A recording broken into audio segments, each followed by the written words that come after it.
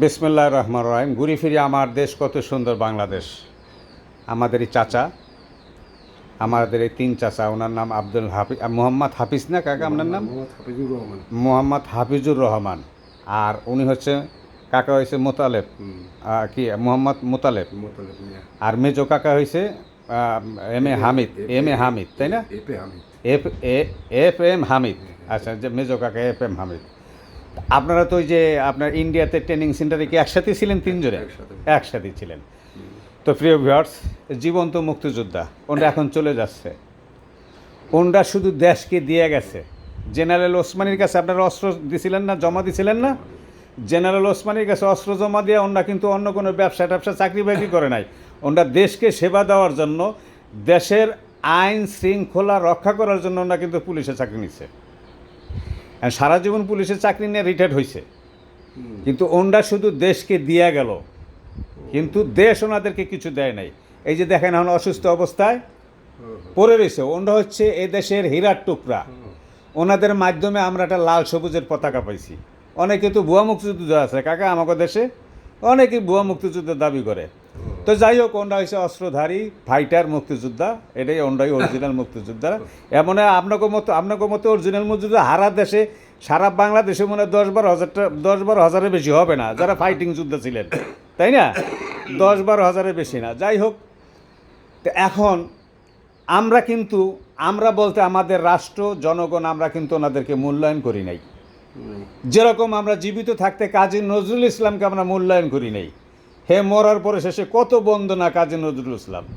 কাজেই ওনরা যখন এই সমাজে মুক্তিবাহিনী ছিল, ওনরা যখন এই দেশে আসছে, তখন শুধু মুক্তিযুদ্ধও করেন নাই, সমাজের আইন শৃঙ্খলা রক্ষা করছে। ওনাদের সামনে চক্ষু তুলে কথা বলার মতো কোনো লোক এ দেশে ছিল না। ছিল কাকা? চোখ তুলে কথা বলার মতো ছিল না। এখন ঘরে ঘরে দেখি লিডারশিপ, এমন লিডারশিপ।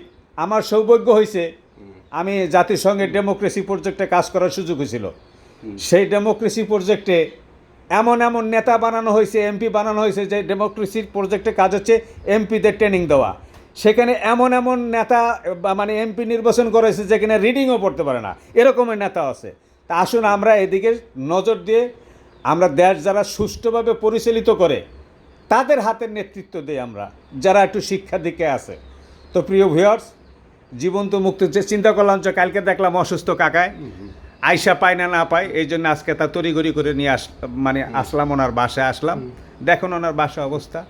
ওনাদের কিন্তু জীবনে কোনো চাওয়া পাওয়া ছিল না, শুধু একটা স্বাধীন দেশের পতাকা চাওয়া পাওয়া ছিল, আর শুধু একটা শান্তিপূর্ণ সমাজ গঠন, মানে সুশৃঙ্খল সমাজ। এইটাই তো আপনাদের চাওয়া ছিল, যে শান্তিপূর্ণ সমাজ গঠন করা।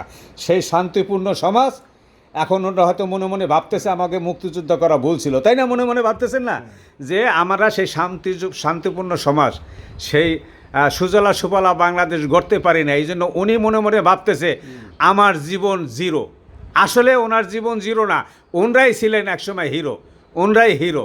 উনি হয়তো মনে মনে ভাবতেছে আমার লাইফটা জিরো। তা আমি কাকা বলতে চাই, আপনার লাইফটা জিরো না, আপনার লাইফটা হিরো। আপনি সবসময় হিরো থাকবেন। তো যে যেখানে থাকবেন ভালো থাকবেন, এবং অবশ্যই আপনার প্রতিবেশীকে ভালো রাখবেন।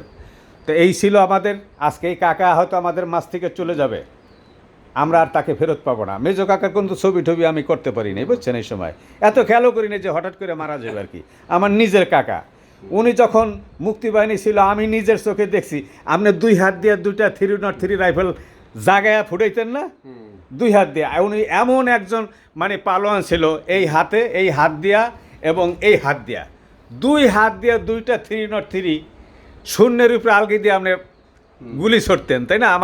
আমাদের বাড়ির উঠানের মাঝে একদিনকে ফুটেছিলেন না, মনে আছে? আমাদের বারান্দায় তো আপনারা শুয়েও থাকতেন অস্ত্র শস্ত্র রেখা, একটা ক্যাম্পের মতো বানাইছিলেন আর কি।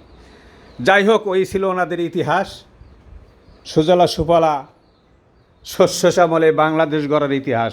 আজকে ধীরে ধীরে ওনাদের মতো অরিজিনাল মুক্তিযোদ্ধা চলে যাচ্ছে, কিন্তু আমরা ওনাদের দিকে সম্মান করি না, ওনাদের দিকে আমরা সেই মানে রাষ্ট্রের যে দায়িত্ব সেটাও আমরা পালন করি না। হ্যাঁ, করি মরার পরে। দেখবেন আপনি মারা যাবেন, তারপরে দেখবেন যে আপনাকে রাষ্ট্রের পক্ষ থেকে গার্ড অপরাধ মানে বাহিনী চলে আসছে। তো ওই মর্যাদা আসলে ওনারা চায় না, ওনারা জীবিত থাকতে ওনাদের সম্মানটুকু চায়। তো যে যেখানে থাকবেন ভালো থাকবেন এবং অবশ্যই আপনার প্রতিবেশীকে ভালো রাখবেন, ভালো থাকবেন এবং ভালো রাখবেন। আবার দেখা হবে, আবার কথা হবে ভিন্ন কোথাও। আসসালামু আলাইকুম।